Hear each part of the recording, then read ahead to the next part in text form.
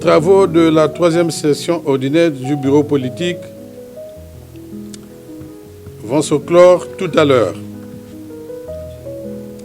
Mais il est de mon devoir moral et politique de tourner d'abord nos pensées vers celles et ceux à qui le droit d'exister dignement, de s'exprimer librement ou de défendre une vision alternative du Congo a été injustement confisqué. Nos pensées vont donc en premier au général Jean-Marie Michel Mokoko, au ministre André Okombi Salissa, ainsi qu'à d'autres compatriotes encore privés de liberté. Dans la même veine, nous nous inclinons devant la mémoire de notre compagnon de lutte, Guy Brice Parfait Kolela.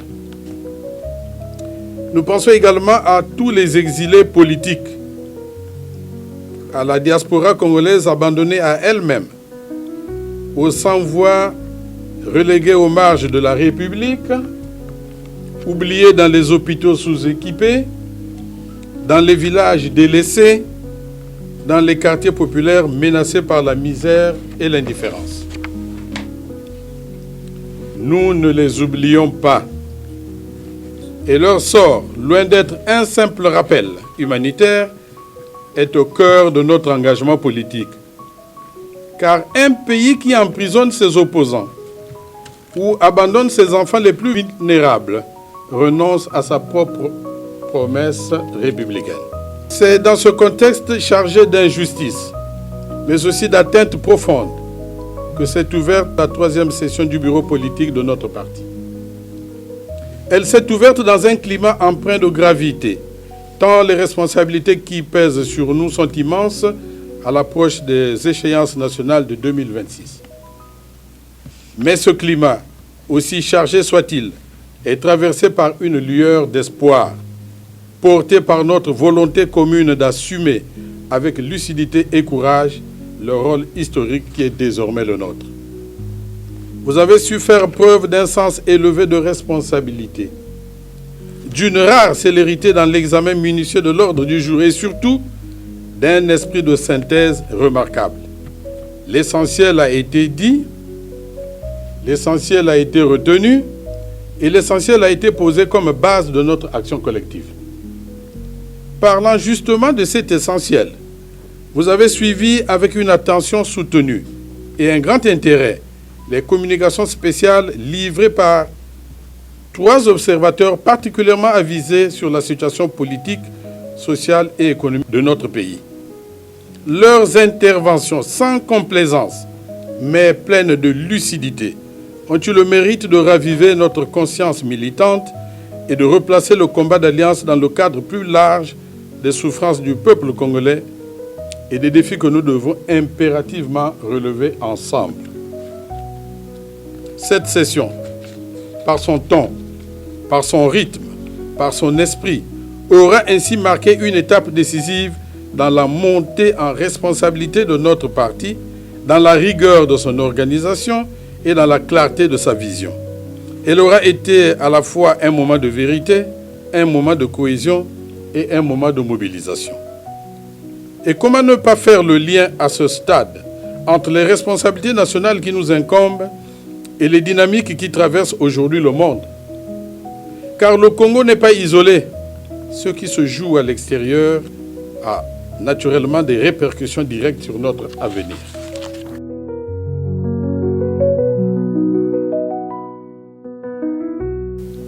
Le monde autour de nous est en mouvement.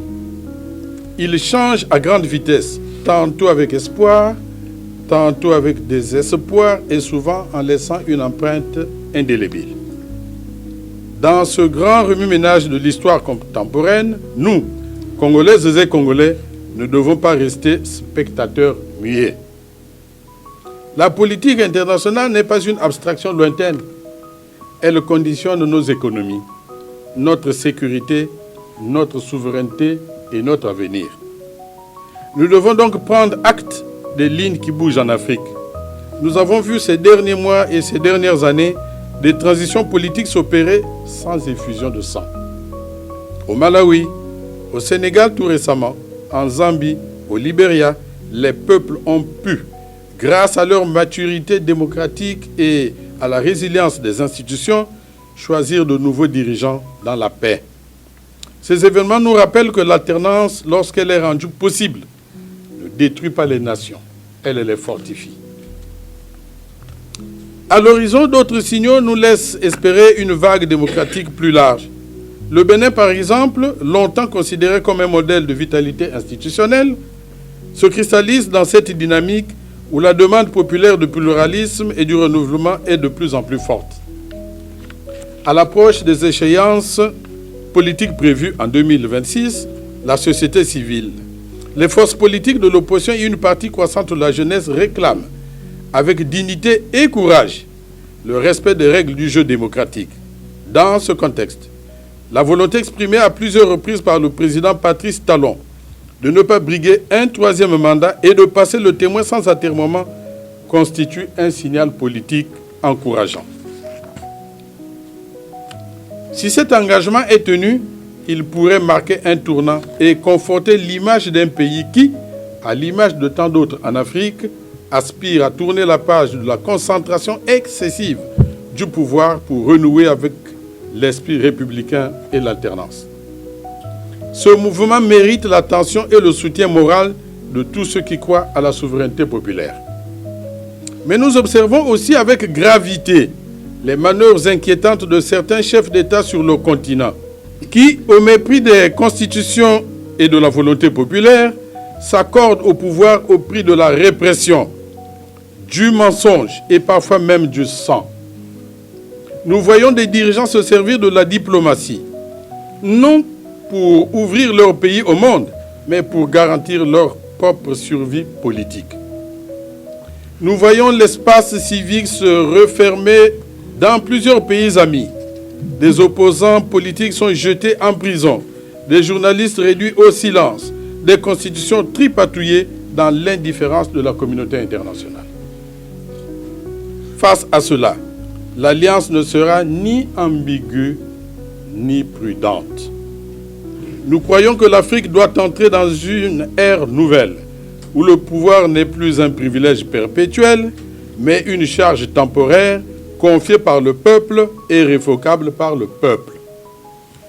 Nous croyons que les États africains doivent s'appuyer les uns sur les autres, non pour couvrir les dérives, mais pour défendre ensemble des principes de démocratie, les droits humains, l'alternance et la transparence. Notre parti rejette la logique des alliances diplomatiques fondées sur la rente minière, les intérêts des élites ou l'obéissance stratégique. Le Congo n'a pas vocation à être une base arrière, ni un terrain de jeu géopolitique. Il doit redevenir une voie utile, modeste mais respectée dans les grandes discussions du monde.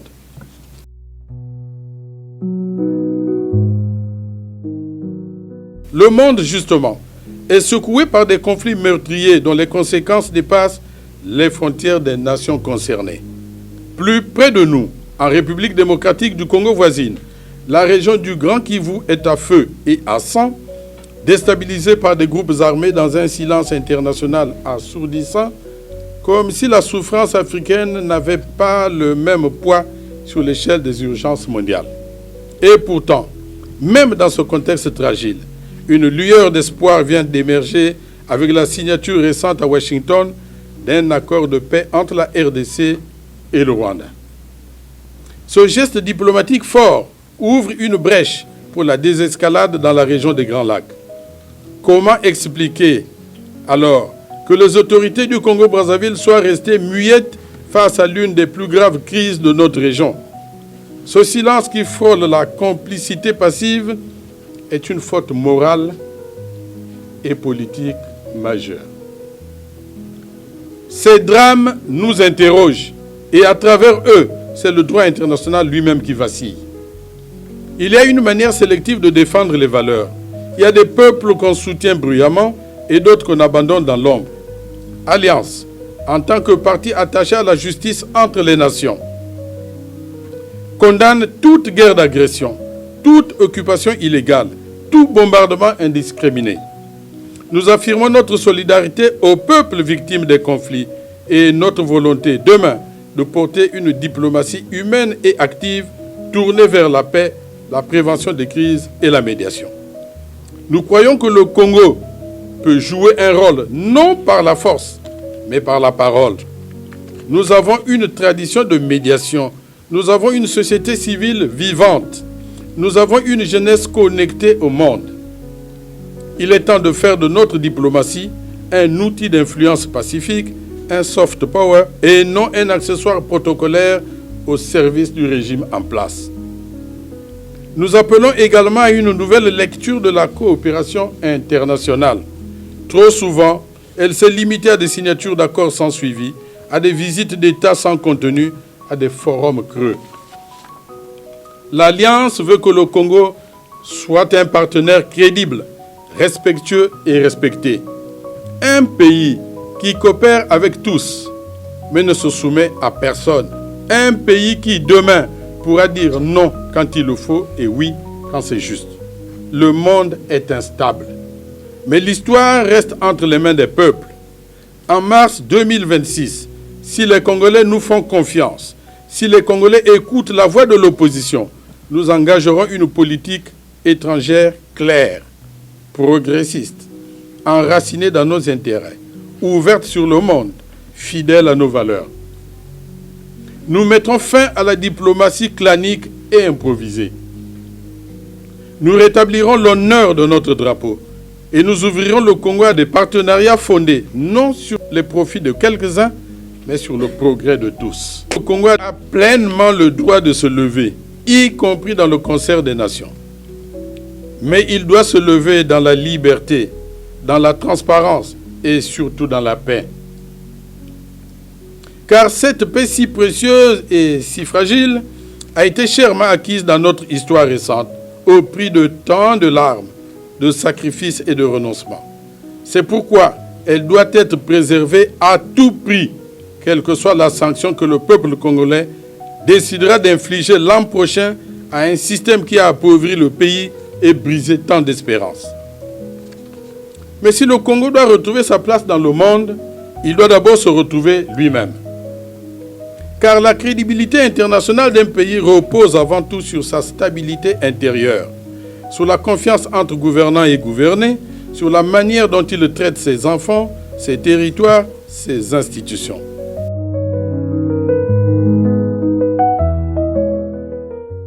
Le Congo, notre pays, s'enfonce chaque jour davantage dans une crise multidimensionnelle, prisonnier d'une dette abyssale, d'un épuisement systémique et d'un abandon quasi assumé de l'intérêt général. Et pourtant, les tenants actuels du pouvoir continuent de gouverner comme si de rien n'était, sourds à la détresse, aveugles aux signaux d'alarme, indifférents aux souffrances du peuple. C'est dans cet esprit que je m'étais adressé déjà le 17 février 2015 au président de la République. Il s'agissait d'un appel à la raison, d'une invitation à penser le futur de notre bien commun qu'est le Congo. J'écrivais alors que la pirogue Congo est toujours sur le sable. Cette image conserve aujourd'hui encore toute sa pertinence. Nous sommes à l'arrêt, échoués sur le sable. Et il nous faut désormais redéfinir un cap et retendre la voile de l'espérance. Peut-être n'avons-nous pas été entendus. Alors, dans la même patience, la même constance et avec la même foi dans le dialogue républicain, nous allons recommencer. Non pour polémiquer, mais pour poser les fondations d'un compromis national sincère, inclusif et porteur d'avenir. Aujourd'hui, la majorité des Congolais savent que vous allez briguer encore un énième mandat. Un mandat qui serait en réalité le 10e, si l'on tient compte de votre présence continue aux affaires depuis plusieurs générations. Le pouvoir ne peut être une captivité à perpétuité. Les hommes passent, le temps reste. Vous avez consacré toute votre vie au Congo et nul ne le conteste.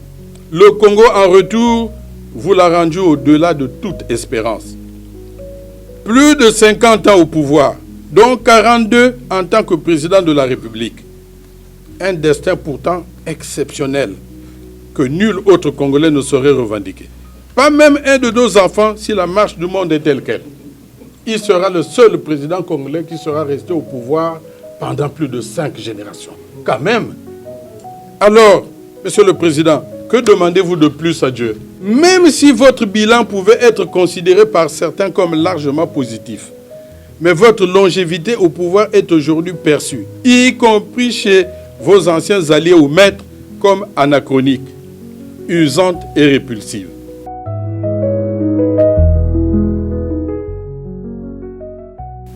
Le temps, Monsieur le Président, est un juge incorruptible. Et la dentelle affective qui vous liait au peuple congolais est aujourd'hui en lambeaux. Et pourtant, il existe une vie après le pouvoir.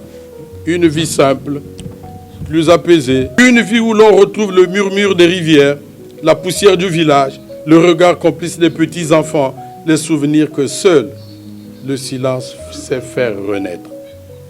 Vous pourriez devenir une mémoire vivante, une conscience nationale, une bibliothèque à laquelle les générations futures viendraient s'abreuver. Mais pour cela, il vous faudra refuser la légitimité importée et la légalité imposée par ceux qui, nationaux ou expatriés, partenaires bi- ou multilatéraux, se servent de votre aura pour continuer à piller, à détourner, à voler et à saccager impunément. Au fond, le mal est plus profond. C'est celui de la gouvernance clientéliste, prédatrice, de la soumission à des intérêts particuliers qui ont divisé la nation. Le Congo est aujourd'hui 2 pays en un. Un Congo de dirigeants nantis, indifférents, protégés, impunis. Et un Congo du peuple, celui des retraités maltraités, des jeunes sans avenir, des mères sans revenus, des morts vivants en attente d'une dignité perdue. Le pays a perdu ses couleurs, il a perdu sa dignité, il a perdu sa fierté. Le Congo a perdu sa route. Ce constat accablant ne signifie pas que le Congo manque de capital humain. Bien au contraire, notre pays regorge de compétences dans tous les secteurs. Mais ce qui nous fait défaut, c'est une élite morale, une colonne vertébrale éthique capable de penser au bien commun plutôt qu'aux intérêts mesquins et bassement matériels.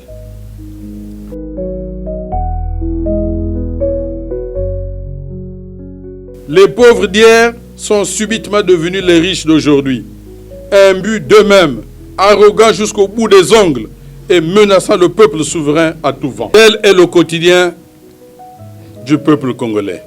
Une réalité rude, implacable, accablante. Et pourtant, c'est dans ce contexte de misère généralisée que le Parti congolais du travail, PCT, nous a chanté pendant des années, orbi et urbi, que le Congo serait un pays émergent à l'horizon 2025. Et nous y sommes. Mais le pays n'a rien d'émergent. Il est au contraire désespérant, épuisant et même pour beaucoup énervant.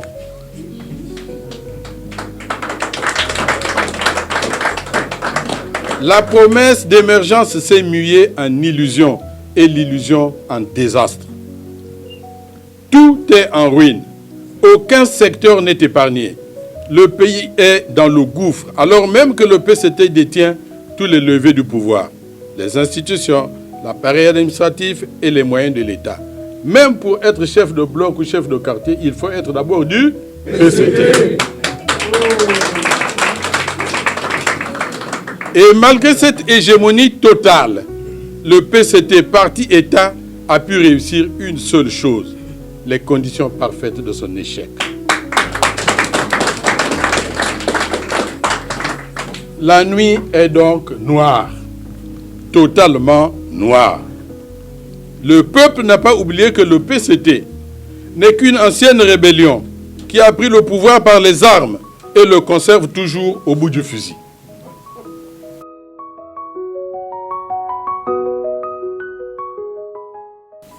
Le PCT continue de gouverner à coups de slogans et de chants désuets comme au bon vieux temps du moboutisme pendant que le monde avance. Pour illustrer ce désastre, arrêtons-nous un seul instant sur quel secteur d'activité? Et vous allez voir, on va parler de l'eau et l'électricité, de l'agriculture et la santé. L'eau et l'électricité restent dans notre pays des denrées rares, incertaines, imprévisibles. Elles nous sont servies en mode bidine. Donc un bout ici, un bout là-bas. C'est-à-dire morceau par morceau, au petit bonheur de la chance.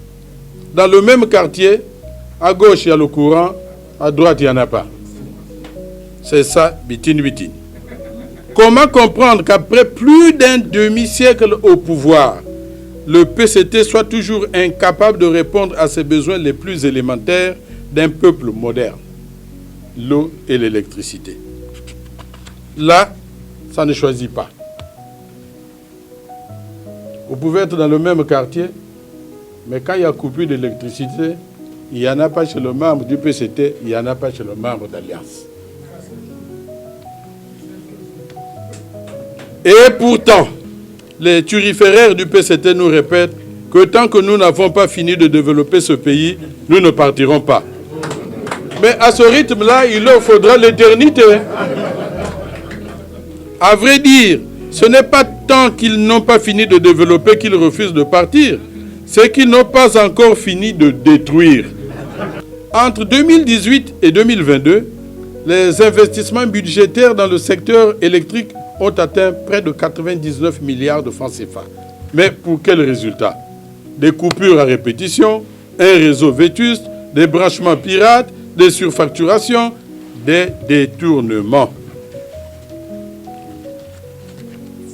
Et pendant ce temps, le Fonds de développement du secteur de l'électricité, FDSEL, reste un mystère budgétaire.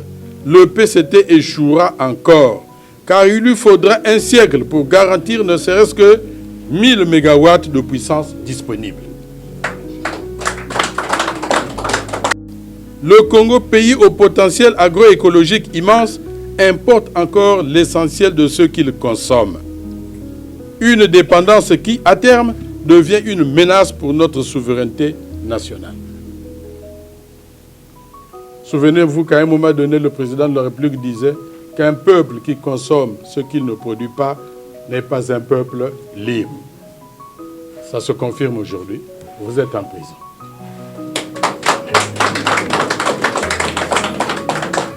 En 2022, selon la Banque mondiale et le Trésor français, le pays a importé pour plus de 600 milliards de francs CFA de denrées alimentaires.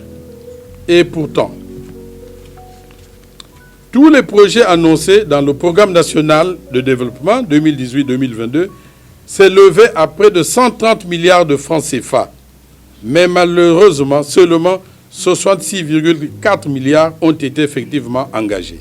Et les résultats sont là. Aucune autosuffisance alimentaire. Pas de poisson pour tous comme il le prétendait. Encore moins un œuf pour chacun. 59%, mesdames et messieurs, 59% des Congolais vivent en insécurité alimentaire. C'est une urgence nationale. C'est pour ça que vous êtes là, nous devons relever le défi. Le PCT doit partir. Il n'y a pas une autre solution. Parlons un peu de la santé maintenant. Le système de santé congolais est aujourd'hui un champ de ruines. Les hôpitaux sont devenus des mouroirs silencieux. Les gouvernants, eux, s'envolent au moindre malaise pour des soins à l'étranger, dans ces mêmes pays dont ils critiquent la supposée arrogance. Et pourtant, encore, pendant que nos compatriotes meurent faute de médicaments ou d'un simple lit d'hôpital, des sommes faramineuses sont englouties dans l'achat d'armes de tout calibre, mobilisées pour traquer des ennemis souvent invisibles ou imaginaires. Cette obsession sécuritaire, détournée de son objectif noble, est en réalité un aveu d'échec.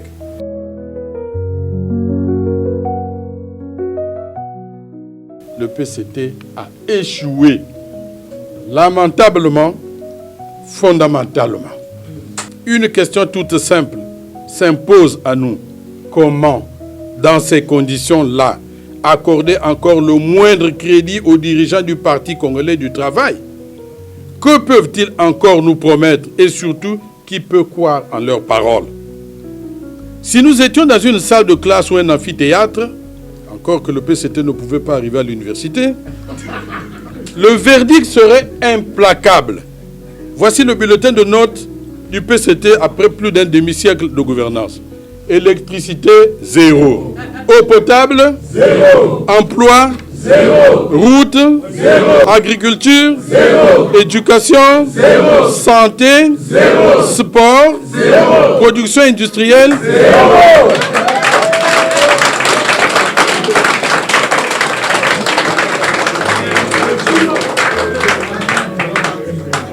Et la somme de tous ces zéros-là égale 0. Donc la fracture sociale est telle que la devise de notre République a changé dans la voix du peuple. Tout pour les gouvernants, rien pour le peuple. Espoir ici, désespoir là-bas.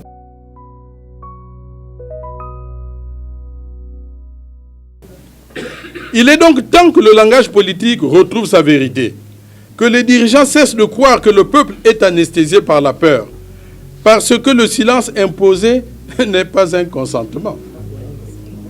Alors, au lieu de dormir avec un revolver sous l'oreiller, un couteau au chevet du lit ou une grenade à portée de main, au lieu de préparer notre propre jeunesse à nous ensevelir, rassemblons-nous. Offrons à ce pays la secousse démocratique nécessaire à l'ouverture des portes de l'avenir. Il est donc du devoir des cadres de l'opposition, de l'administration, de sceller une nouvelle synthèse républicaine. C'est pour ça, mesdames et messieurs,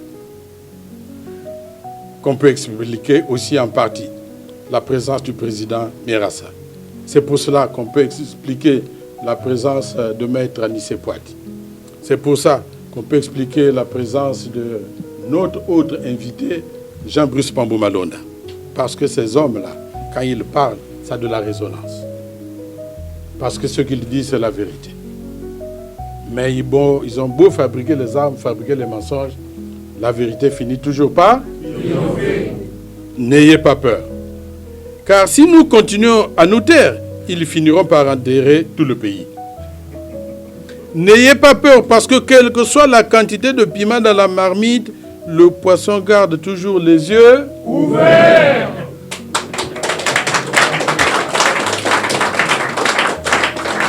N'ayez pas peur parce que quelle que soit la longueur de la nuit, le soleil finit toujours par apparaître.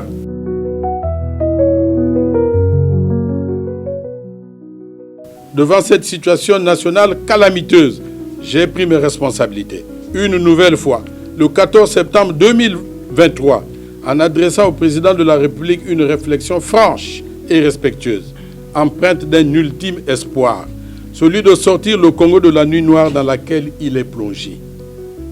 J'y ai formulé une proposition de sortie honorable, à la hauteur du long parcours politique de l'actuel chef de l'État. Une démarche que de nombreux Congolais de bonne foi ont bien appréciée, car elle vise à redonner à notre pays espoir et crédibilité autour de 4 piliers fondamentaux. Ce n'était ni un calcul politique, ni une posture partisane. C'était un appel à la lucidité, à la responsabilité, à la grandeur d'âme. Souvenez-vous, mes chers frères, qu'en 1991, lors de la conférence nationale souveraine, le président de la République avait livré au peuple congolais un discours d'anthologie intitulé « J'assume ». Aujourd'hui, l'heure est venue de prononcer un nouveau discours, un discours ultime, à la hauteur des responsabilités historiques qui vous incombent. Cette fois, permettez-moi de vous inviter à écrire la dernière page de notre histoire commune sous le dos de la sagesse dans un message que l'on pourrait intituler « Je rassure ». Un discours empreint d'apaisement, de réconciliation et de pardon réciproque. Car seule la culture du pardon, le dépassement des rancunes et le retour sincère aux valeurs partagées sont à même de jeter les bases solides d'un État refondée d'une nation réconciliée avec elle-même et tournée vers l'avenir.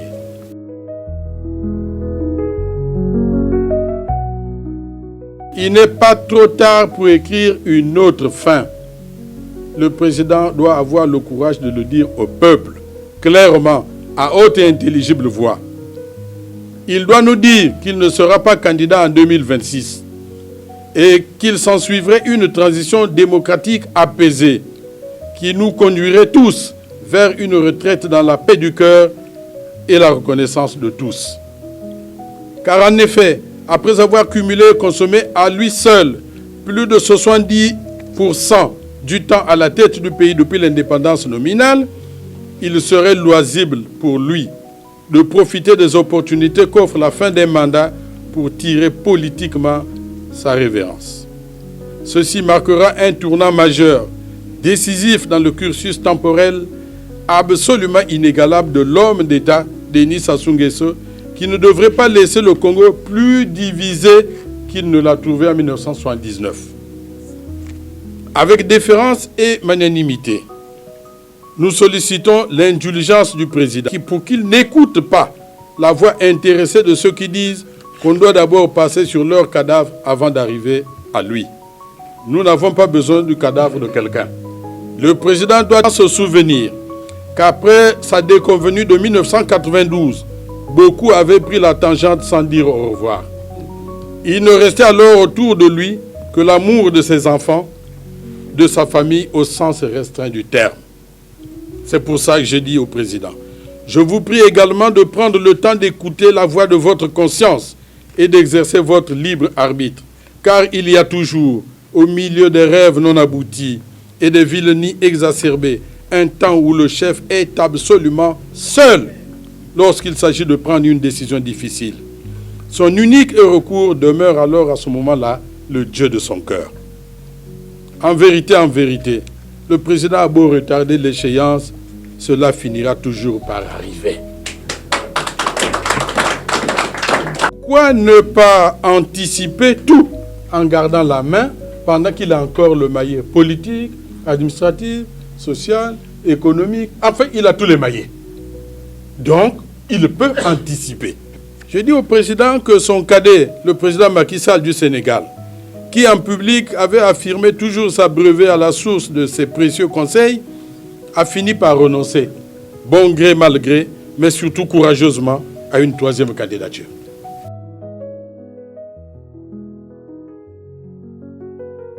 La libération des prisonniers politiques. Liberté pour Jean-Marie Michel Mokoko. Liberté pour André Okombi Salissa et pour tous ceux qui, bien qu'ayant agi dans un cadre politique, croupissent encore en prison.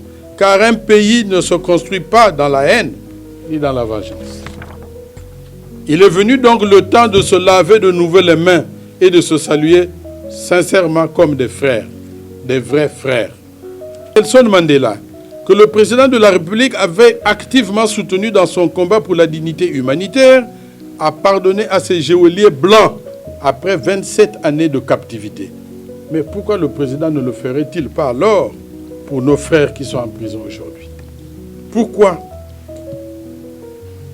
Quant à son opposition sur mesure, ami le jour mais complotiste la nuit, il vaut mieux qu'il s'en méfie.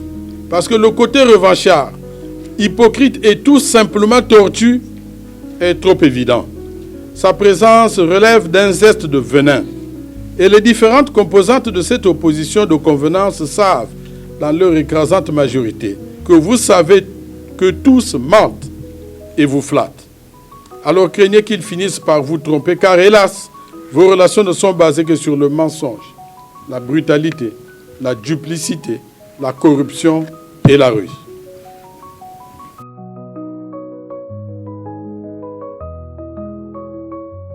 La formation d'un gouvernement d'union nationale. C'est-à-dire qu'il nous faut un exécutif de consensus porté par une seule et même boussole, celle de l'Alliance. C'est-à-dire tous pour le Congo pour tous. Sa mission serait de rétablir la confiance, refonder l'autorité de l'État et préparer des élections justes sous l'égide d'une autorité électorale véritablement indépendante.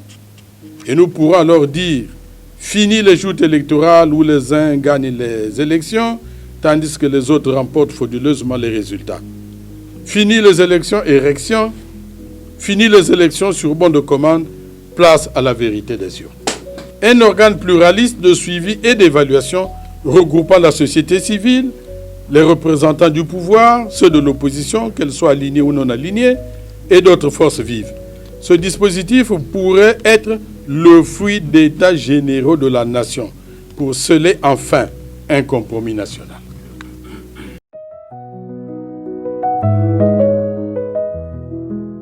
À ce jour, les signaux ne sont pas au rendez-vous. Tout semble bouger, mais rien ne change. Les actes politiques ressemblent davantage à une mise en scène creuse. La politique est réduite à une simple lutte pour le pouvoir et l'enrichissement illicite. Nous disons à Alliance que pour l'intérêt du Congo, tous les chemins qui mènent à la paix sont bons. Nous irons aux États généraux de la nation si tel est le cas. Nous irons à la transition si cela est possible. Nous irons aux élections telles que prévues par le texte en vigueur parce que c'est dans ces mêmes conditions que Mokoko et Kolela ont chicoté le candidat du PCT.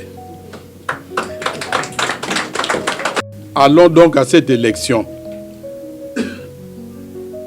tout en étant unis. La mission est donc d'apaiser et de rassembler.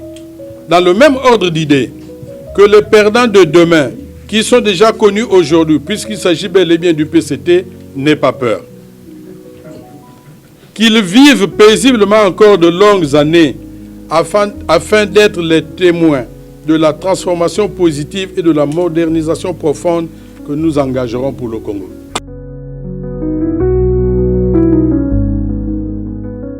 Nous devons quand même nous adresser aussi à la communauté internationale et particulièrement à la France.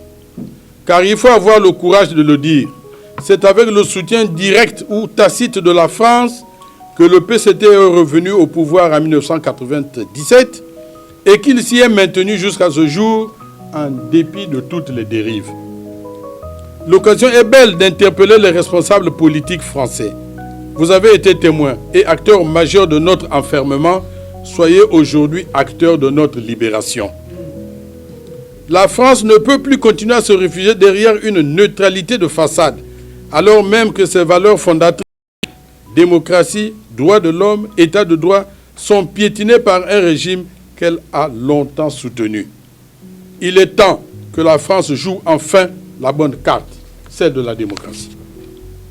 Le peuple congolais n'attend ni tutelle, ni paternalisme. Il attend respect, vigilance et solidarité internationale pour garantir un climat électoral apaisé, crédible et conforme aux standards démocratiques. Nous avons suivi avec un intérêt particulier la récente question écrite déposée à l'Assemblée nationale française par le député Hervé Solignac en mai 2025. Elle a eu le mérite d'être claire. En effet, elle fait état de manière lucide et documentée de signaux alarmants. Marginalisation de l'opposition, verrouillage de l'espace démocratique, atteinte aux libertés, risque d'un scrutin faussé. Dans cette perspective, nous, forces de liberté et de changement, voulons croire qu'il n'est pas trop tard pour bien faire. Il reste encore à la communauté internationale, et particulièrement à la France, une opportunité historique de se tenir du bon côté de l'histoire. Car ce qui se joue aujourd'hui en République du Congo, c'est plus qu'une élection. C'est le droit d'un peuple à disposer librement de son avenir. C'est la bataille pour la vérité des urnes, pour la dignité, pour la paix durable. Être aux côtés du peuple congolais, ce n'est pas s'immiscer dans les affaires intérieures, c'est honorer le pacte moral et politique qui fonde toute communauté internationale fondée sur les droits humains.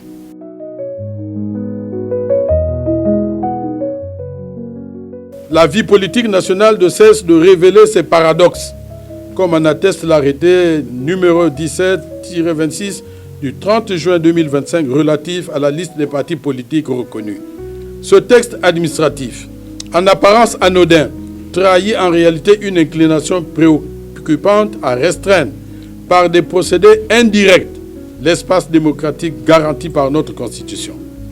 En effet, selon les principes du droit positif congolais, l'acquisition de la personnalité juridique par un parti politique, une fois reconnue, est définitive et ne saurait être remise en cause arbitrairement. Il eût été plus conforme à l'esprit républicain que le gouvernement engage un dialogue constructif avec les formations concernées en vue de l'actualisation éventuelle des dossiers, plutôt que de contribuer à la crispation d'un climat politique déjà délétère. On peut dès lors s'interroger en quoi la présence du RDD, du PSDC et du PAP ou d'autres partis dûment reconnus comme Renaissance entraverait-elle le fonctionnement des institutions ou le progrès de la démocratie? Rien ne le justifie, sinon la volonté de réduire le pluralisme à une façade décorative.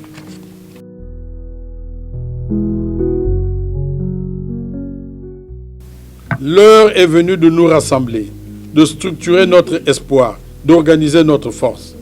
C'est pourquoi j'annonce devant vous la tenue prochaine du Congrès national de notre parti qui se tiendra dans un bref délai.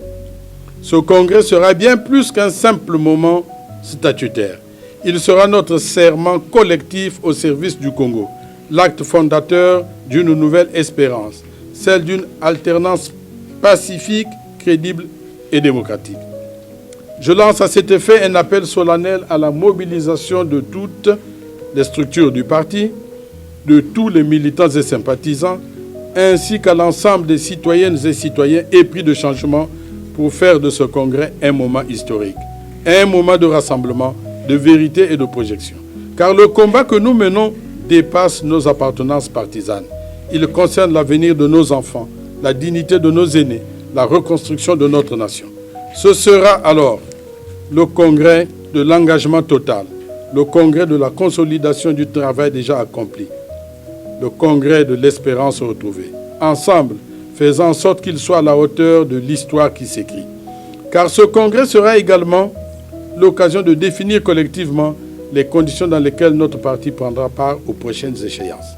Mais dès à présent, en réponse à l'appel que vous avez bien voulu m'adresser pour porter les couleurs de l'Alliance lors du scrutin de mars prochain, je tiens à vous assurer de ma disponibilité pleine et entière, ainsi que de mon engagement à faire acte de candidature